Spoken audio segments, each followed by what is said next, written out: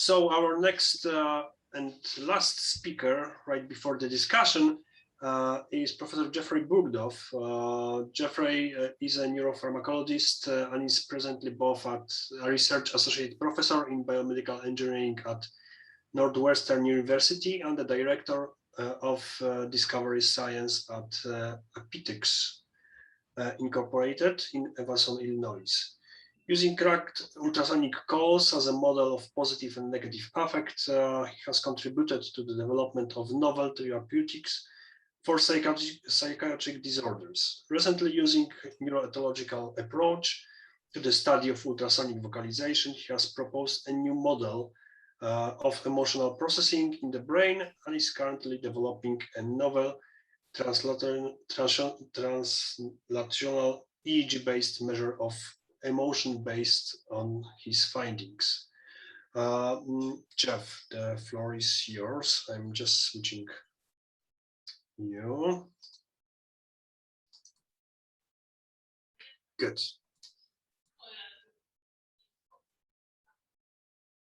All right. Thank you. You guys can see my screen and hear me? Yes, yes, we do. Great. So thank you for that introduction, and thank you for inviting me to give this talk. So I'm a bit unique in the group that I both am a professor at a research associate professor at a university and also do drug development and develop medical devices. So I like to think about ultrasonic vocalizations as a way to measure emotion that I can then use to develop therapeutics and medical devices. Currently, I'm fortunate enough to have 7 different drugs that I help develop in clinical trials. One of those drugs coming directly from our research on ultrasonic vocalizations. But today I'm going to shift a little bit and think about how we can not just develop drugs with ultrasounds, but also think about medical devices and meet some real unmet needs that many people don't quite understand in the field of psychiatry. So let's start with a real obvious thing for me is that emotions are social. There's been some really great work in the last 10, 15 years, mostly by Daniel Kahneman and colleagues, where they're able to very carefully measure emotions in humans. And what they find should be very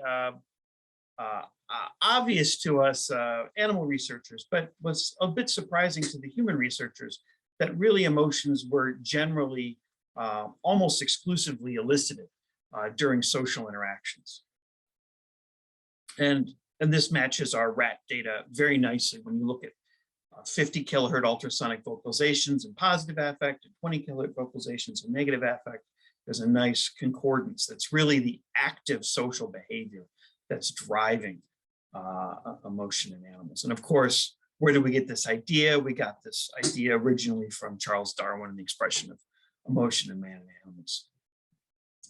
So this is a very text-dense slide, so we're going to take some time to go through it. So I have a hypothesis that that positive affect tends to be related to, or is related, and I believe causally linked to very fast 10 hertz or 6 hertz activity.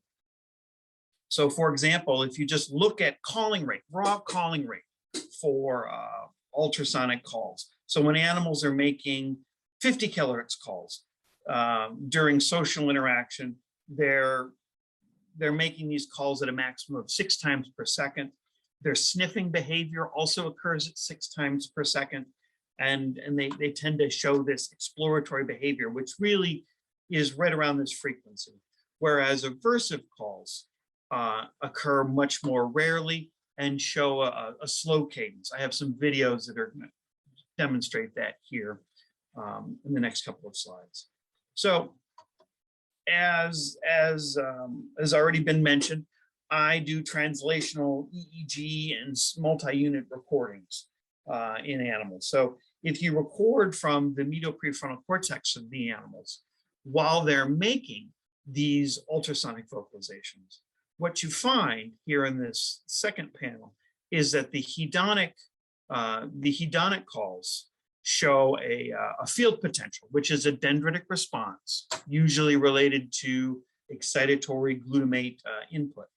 And this dendritic response generally has a rhythm of about 6 hertz, whereas the aversive calls have a much higher amplitude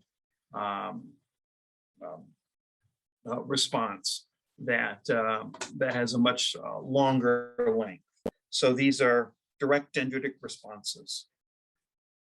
And what we find is that the animals can go from these hedonic calls to the aversive call. So while these animals are in a state where they're producing hedonic calls, they tend to be potentiated, show an increase in dendritic potentiation. And this is long lasting and is associated with the long-term, is associated with the mood state, the prolonged mood state of positive affect. And the same thing happens with the aversive vocalizations. That actually seems to be related to a long-term depression of synaptic strength. Okay. Now here's a couple of illustrative videos. I've also started to get into studying optogenetics.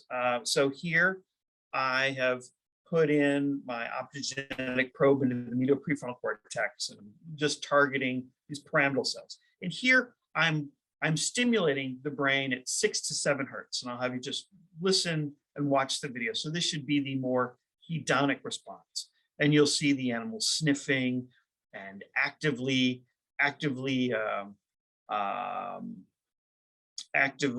exploring the cage at a rhythm that's consistent with theta.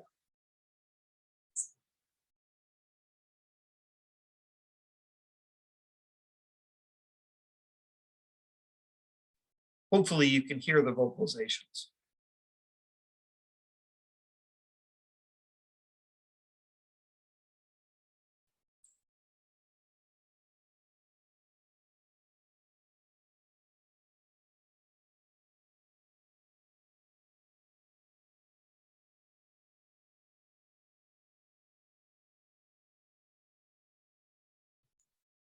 And as you can see, the behavior of the animal, the vocalizations, the sniffing, and the exploration are really synchronized to this 6 hertz rhythm.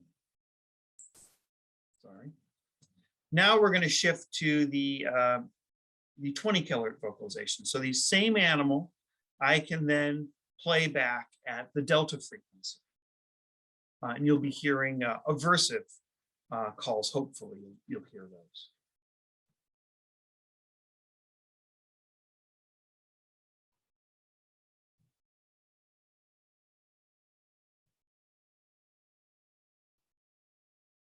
Oh, sorry. Let me see if I can fix my, hold on a second. Let me share my screen, share sound. Okay, sorry about that. Let's go back. So let's do these again so you guys can hear the vocalizations. Let me know if you guys can hear the vocalizations or not. Yes, now we can. Thank you. Thank you. Right. Yes, now it's better.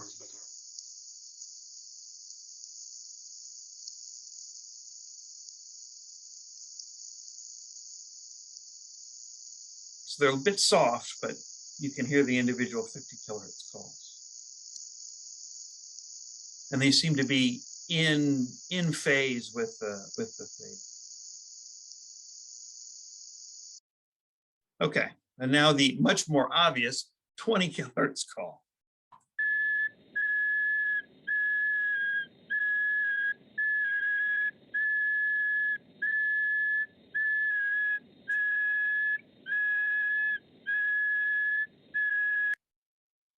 And you can see how the behavior nicely entrains with the stimulation. The animal is breathing at 2 hertz. They're sniffing at 2 hertz. In general, the behavior is coordinated around that frequency. Okay. So I have developed a method for being able to elicit these vocalizations in animals in a very rapid, high throughput manner. So I've turned our tickling assay into an operant acid.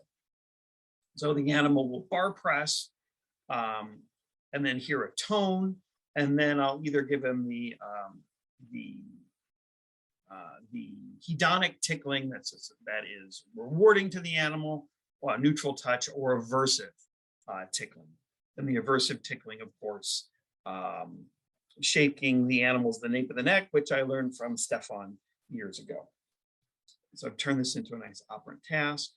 And as you would expect, the animals like the good tickling, they find the bad tickling to be aversive, and then they show all the right sort of ultrasonic vocalizations that you would expect from this assay. Here I use this to really capture electrophysiology. So again, I'm a translational scientist. I want to look at positive and negative affect in humans and in rats at the same time, and use that to better learn about how the brain generates emotion, but also how to develop therapeutics. So what we found from these studies is that the negative emotion, especially during this operant self-administration, really ended up producing more delta, and the positive produced more alpha EEG. We were actually also able to replicate this with sleep deprivation, which is probably the best way to induce negative affect in humans, and as well as to look at self-stimulation. So as I showed you with the video, I also was able to do an experiment where I could have the animals self-administer either they would self-administer the alpha or the alpha stimulation, high frequency stimulation, and they would find the delta stimulation to be aversive. So here in the next few slides, I'm doing, again, direct translation. So during the good tickling, I was able to look at EEG power in the medial prefrontal cortex. Well, here, actually, this is sorry, I have my slides out of order. This is reward positivity. This is the gold standard measure of measuring positive affect with electrophysiology in humans.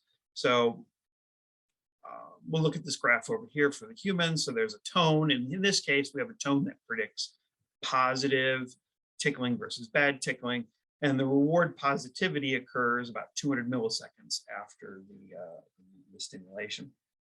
And we're able to show that reward increases the positivity, and the aversive stimulation induces negativity, again, directly replicating the human literature.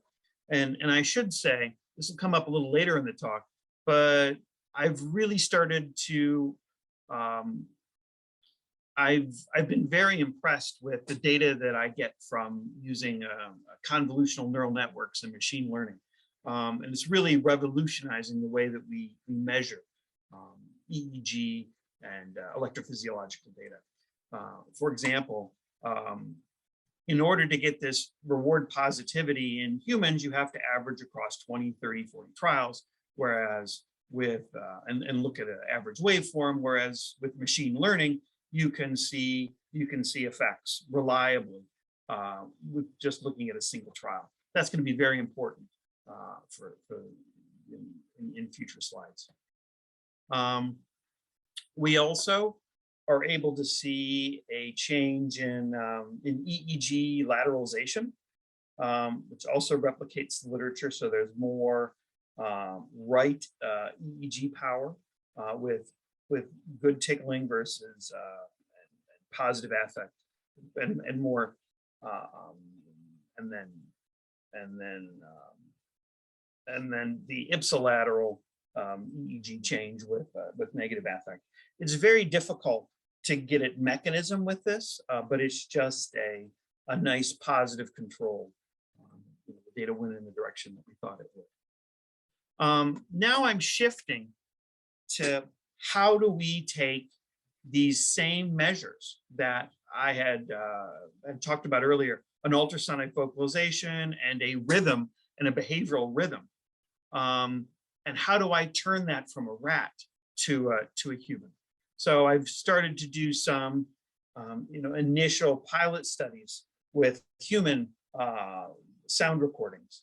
And the thing that just jumps out at you with these studies is that we do a very good job, most individuals, of communicating their emotions during socialization, either with laughter or groaning. And it's very easy it's very easy to decode emotions from sound recordings. So again, this is all done using real-time, closed-loop, convolutional neural networks, so machine learning. So the machine or the convolutional neural network is monitoring the sound recordings in real time, and in second by second, it's able to give you a measure of your emotional state. So I'm also very interested in looking at sort of ethological measures of affect, not just evoked affect. So there's a circadian rhythm of emotion in both humans and in rats. And it curiously is about the same sort of rhythm of emotion you would get from a toddler. Toddler wakes up and wants to play, and then gets a little grouchy and takes a nap. And that seems to be the general rhythm of emotion in mammals. So there's a inverted U relationship over time with positive affect, and the same thing with a negative affect will increase over time. So there's this nice rhythm. And I think that a lot of the problem in psychiatric disorders is a dysregulation of this rhythm. Whereas a good, healthy rhythm, you might have positive affect, and then something bad might happen, and some negative affect, and then you are able to then take a nap or go do something else and reset your rhythm. Where I think the issue in psychiatry is that you get generally get stuck in these different affective states. And the shifting, again, between these two different affective states, based on our data, seems to be due to very traditional Hebbian synaptic plasticity mechanism in the medial prefrontal cortex. So I've now moved to doing ambulatory studies. So what does this mean? So in my rats, I have wireless EEG and EMG recordings, and I look at them in home cages. And now in human studies, what I can start to do is do ambulatory EEG measures and look at actigraphy and ambulatory EEG and look how that lines up, with affect. We seem to be in very similar things. So negative affect tends to be related to increased delta power. Positive affect is increased in alpha power. And we can get this both with spontaneous and evoked emotions. It's very easy just to ask people to laugh or groan, and you get these same responses. I should mention that there is a nice literature on alpha stimulation as an antidepressant. Both there's a couple of FDA approved devices with alpha electrical stimulation for as inducing antidepressant or being an antidepressant, or in addition, more current technologies like RTMS, so using these alpha trains to induce positive affect. All right, so these last two slides are really sort of where I'm going, and they're really meant to sort of a jumping off point for discussion. So again, I am a practicing translational pharmacologist. And one of the things that I can share from you from actually doing antidepressant clinical trials is that really what we've learned over 30 years is that we need better measures, is that these self-report measures of depression and anxiety are very much flawed.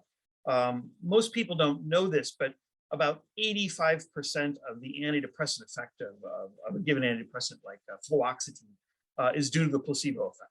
So 30 years of research has shown that placebo is very, very good at curing depression, and that drugs sort of very subtly modulate this. Of course, I don't think that that's true. I just think it's just an error of measurement. For the most part, I think it has something to do with the fact that most people that sign up for clinical trials, almost everyone believes they get the active drug and they want to feel better. So we can really change the way that we measure emotions by not doing these subjective self-report measures, which even if the most conservative statement you could make about them is that they're noisy. You have to do thousands, you have to do hundreds of patients, and to get very weak signals. Well, we can replace these with objective measures of actigraphy, voice recording, and ambulatory EEG, and then we can pick up on these rhythms of affect that we can decode very nicely with artificial intelligence. And then lastly, I needed to think what really would a device be useful. So if I can measure, if I can determine in real time your affective state, which I believe that we can or will be able to do, what use does this have? So I can think of two different places. One would be suicidality. So people that generally on the left-hand side, if you're suicidal, you have to be in an inpatient setting and you have to be watched vigilantly by nurses and doctors. This is very disruptive and very, very costly. Whereas we may be able to take these same patients and with EEG sound and actigraphy measures, have them do these, have them be outpatient, so in their own home. And then when they're at risk, when they're in psychological distress, then a closed loop real-time intervention can be given to the subject. Either a caregiver could be called or other sort of intervention given.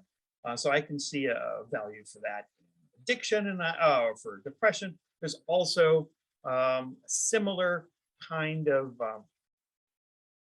value could be in addiction recovery, where you could have a subject or a participant that's trying to quit smoking. And then when they have a craving state, the computer can alert them to this, and then they can take, a recovery drug like a Nicorette, or get some social support. And I think this could really revolutionize, hopefully revolutionize medicine. And this is a really unmet need that needs to be addressed. And there I will end my talk. Thank you for your attention. Thank you very much for your presentation. Very interesting point of view and conclusions. Okay, there was one question during your talk, whether the only difference when those two rats vocalizes using optogenetics was the only difference between the two video frequency of the light stimulation. That is correct. But also I should add to that. So generally what ends up happening is there's a sort of an emotional cycle of tickling with rats. They generally enjoy it in the beginning, and then towards the end they find it more aversive. So to be fair, I did stimulate the hedonic part first in my video and then got the aversive part at the end. but I've been able to replicate that data with electrical stimulation many times. Okay. Are there any other questions from the audience? Yes, if I can ask one question, Jeff, what do you think those EEG in ambulatory for detecting the emotional states in the humans? What do you think about those the analysis of the voice, of the tones? Is it it will be somehow you know, it works like this the same, yes, when you use the voice for detecting the emotional states or suicide plans or something like this. Yeah, that's a great question. So some of this is the nitty gritty of how closed loop convolutional neural networks work. So what you end up doing is you feed it three different streams of information. You feed it the sound information, which then it's going to break into frequencies, and then text detection. And then that's going to be fed into a single convolutional neural network that's going to make a vote on your emotional state.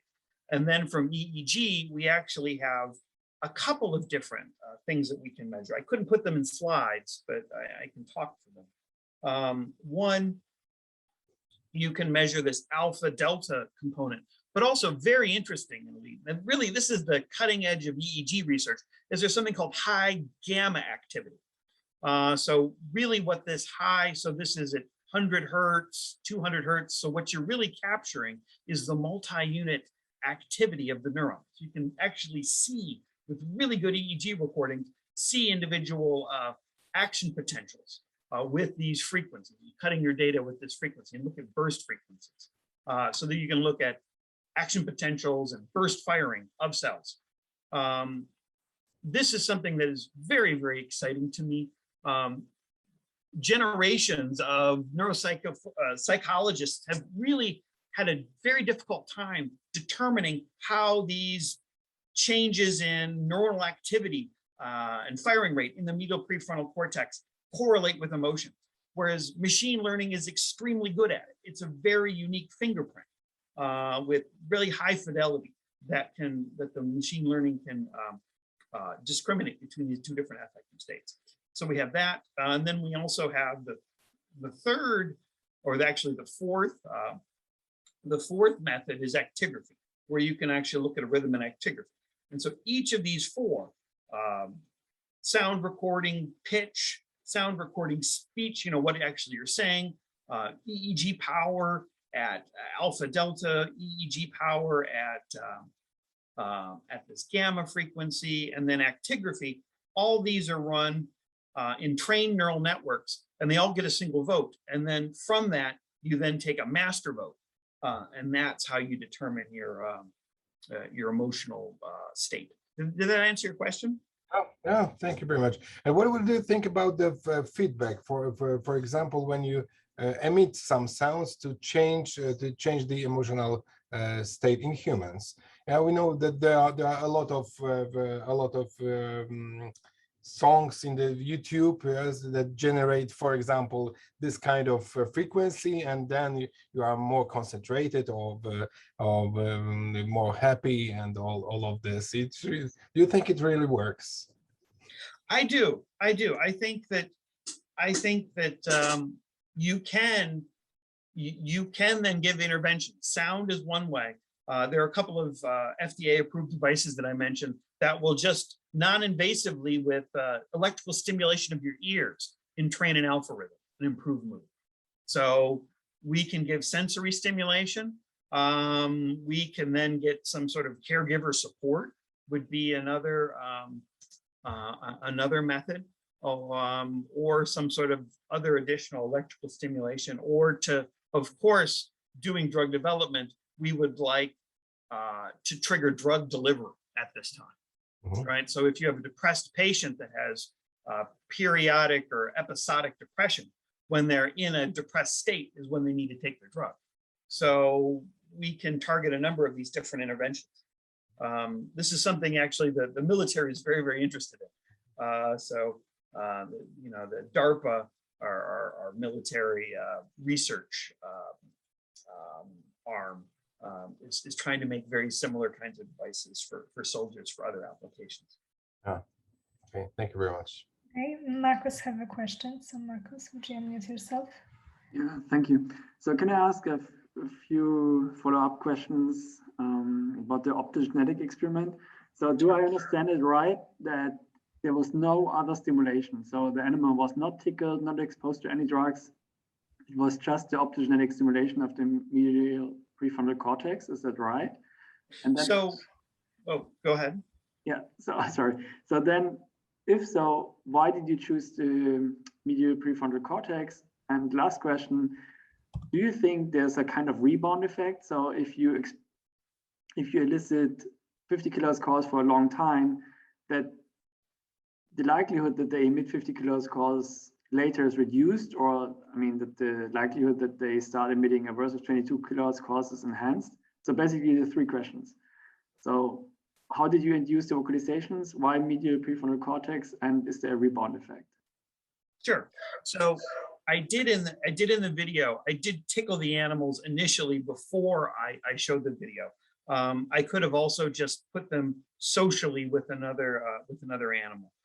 That also works. It is more difficult. They seem to, in order to get medial prefrontal cortex stimulation to work in my hands, the animal has to be in some sort of social context. It has to be prepared to vocalize. Unlike electrical stimulation of the PAG, where it's stimulus bound. You don't need to have a prepared animal to do that. Why the medial prefrontal cortex? Because it's translational.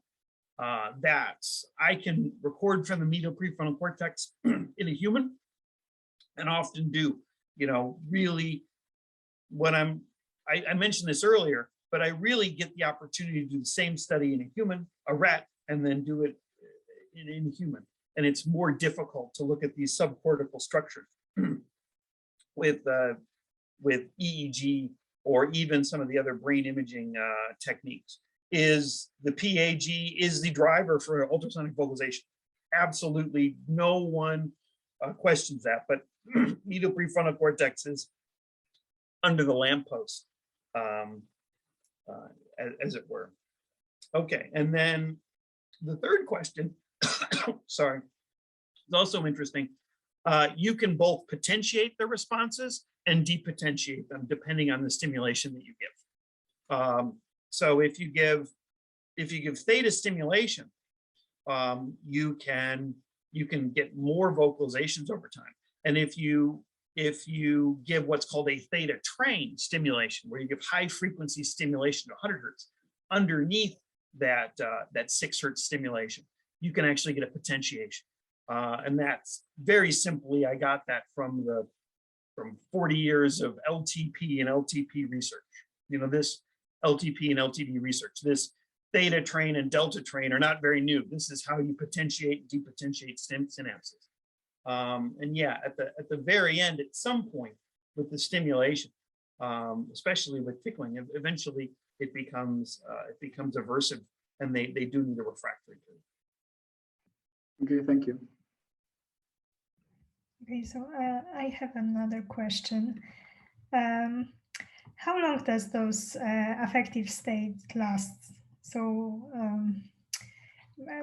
I know it's going to be hard to say precisely, but are they long enough to be actually detected, you know, with all those devices you said? That you can say that, yeah, affective state or not? Well, and I think that's sort of the interesting part of the application. We're not really looking at natural emotional rhythms.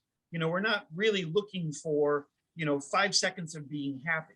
We're looking for prolonged time of negative affect. And that's where we're going to trigger our intervention. So if people are sort of, going smoothly between different emotional states, then it won't trigger an intervention. But if they have many minutes of stimulation or a consistent negative affect, that's how we're going to tune the algorithm to trigger the intervention.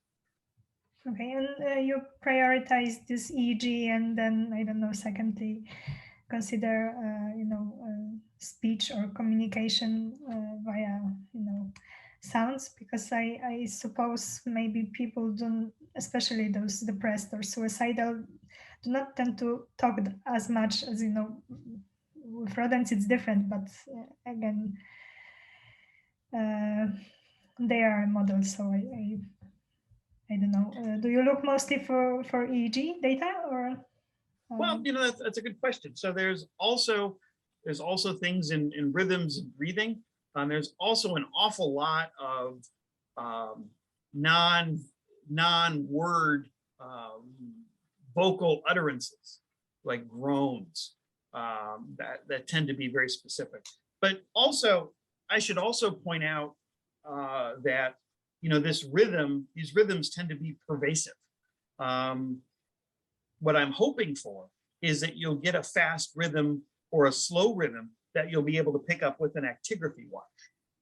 So you'll be able to get a breathing rhythm, an actigraphy rhythm, and an EEG rhythm, even if you don't get a lot of sound, as long as you get a lot of speech. And that's the really nice thing about how the AI algorithm works, where I have 5 different ways of measuring affect. And if there is no sound, or there's very little speech, you still have 4 other components that get to make a vote and get to contribute to affect. Okay, there's a quite complex question by Justina. I will allow you to perhaps ask it yourself.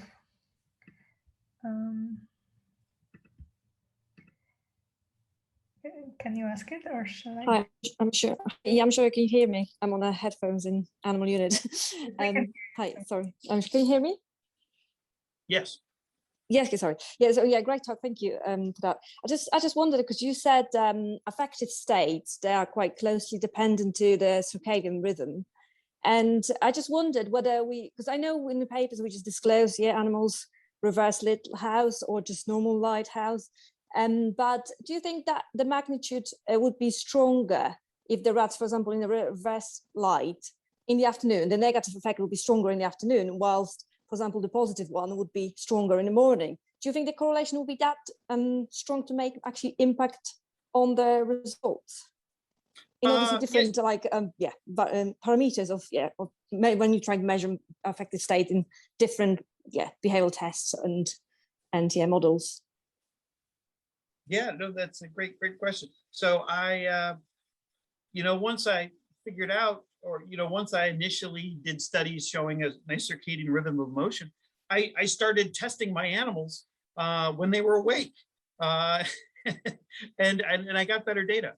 So I think anecdotally, I think I get better data in animals when I test them during the dark cycle, which is their wake period.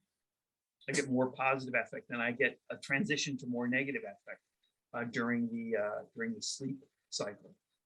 Interestingly, a really nice behavioral measure of negative affect in animals in 24-hour ethological recordings is that a stressed animal will